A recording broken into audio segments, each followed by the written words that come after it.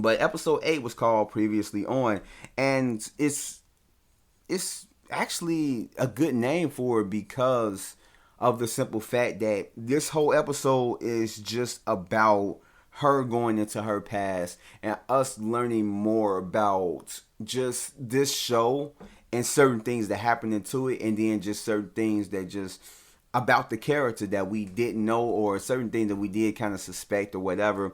And it does go into the whole infamous bombing moment with, her, the death of her family, and them waiting, her and Petro waiting underneath their bed or whatever for this bomb to go off, and then it's not going off, and they think that it is, but it doesn't, and everything else. The whole story that Petro told Ultron in Age of Ultron. And it was a lot to unpack. It really was. So yeah, it goes, like I said, in all the shows that they grew up on.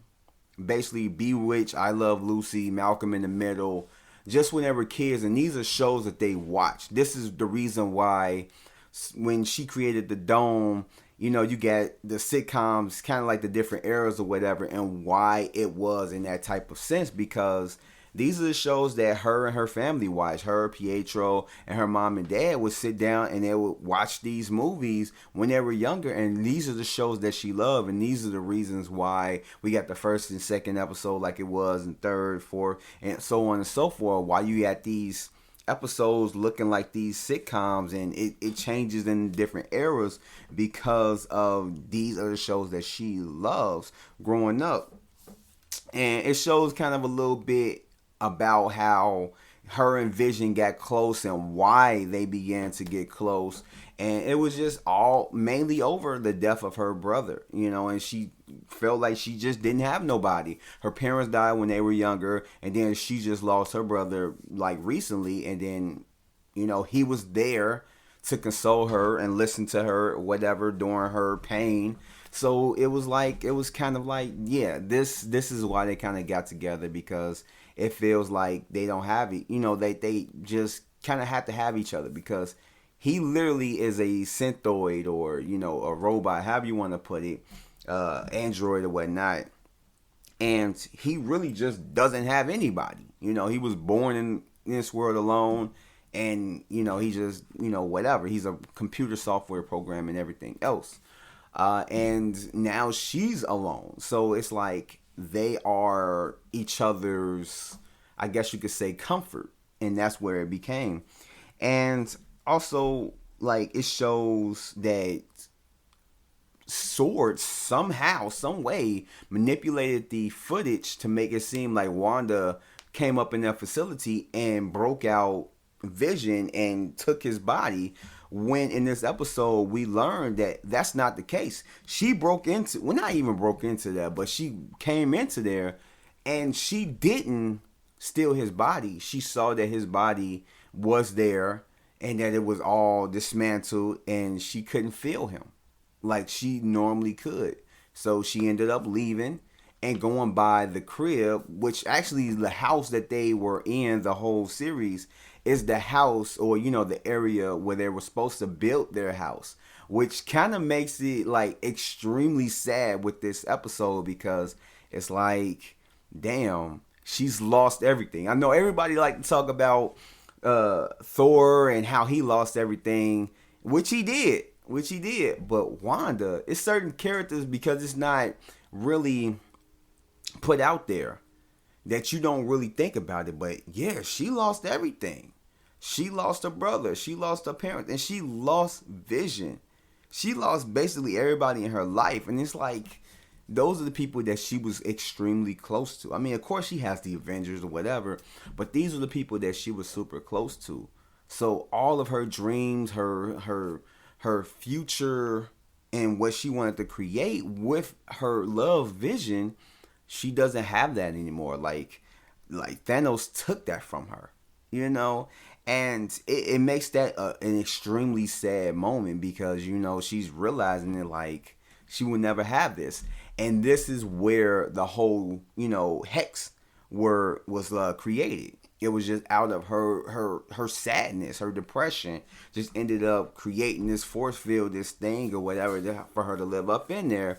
And then from there, you see how Vision, her version of Vision, was created, and it wasn't using his actual body.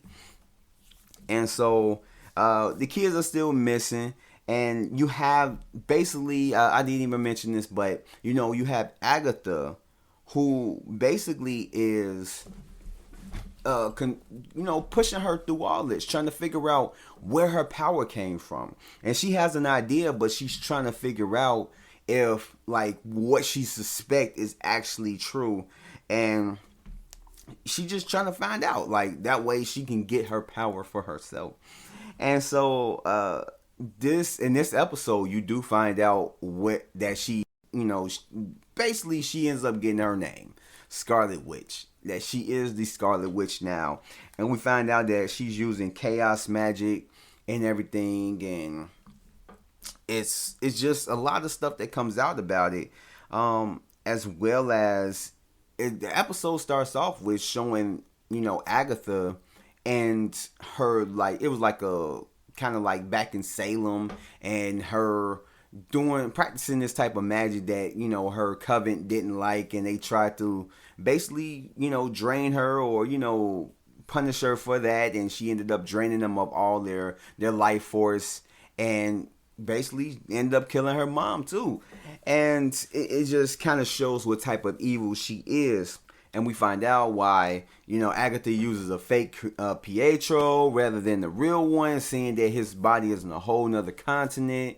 And so she had to settle for finding a guy who she could use to basically portray Pietro. And it does reveal a lot. And basically, not even just reveal, but it just answers a lot of questions. Not every single question, but it does answer a lot of questions that we've been asking and everything. And it actually was a really good episode, and I really did enjoy it. But even still, there's still a lot of people that will make that as a criticism, saying that like they'll set up a lot of this stuff, and even though you would expect them to give reveals and everything, it's like they'll talk about how you got to give one episode to a lot of exposition and everything else. But it's like a lot of it you kind of do have to, especially if you're going to give a reveal, you do kind of need to have at least one episode or one portion of it where you do have to explain certain things. But I can kind of see the criticism, but at the same time, I'm on the other side of it as like, yeah, okay, I kind of want all this, I need to know certain things, which it was a big thing during, I think, was it episode 3 or episode 4, where they basically just had the whole recap of how, at the beginning of like episode 1 and the behind the scenes of episode 2 of why certain weird things was happening and what was behind them and all that stuff. I could see that episode.